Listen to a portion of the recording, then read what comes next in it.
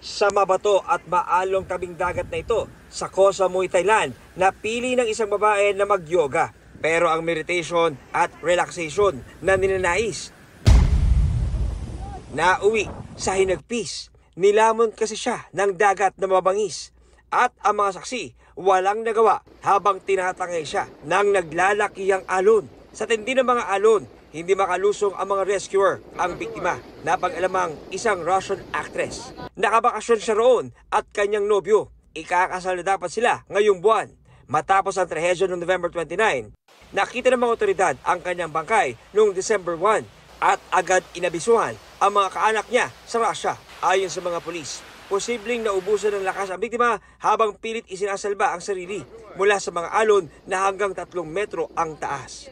John Consulta, nagbabalita para sa GMA Integrated News. Huwag magpahuli sa mga balitang dapat niyong malaman. Mag-subscribe na sa GMA Integrated News sa YouTube.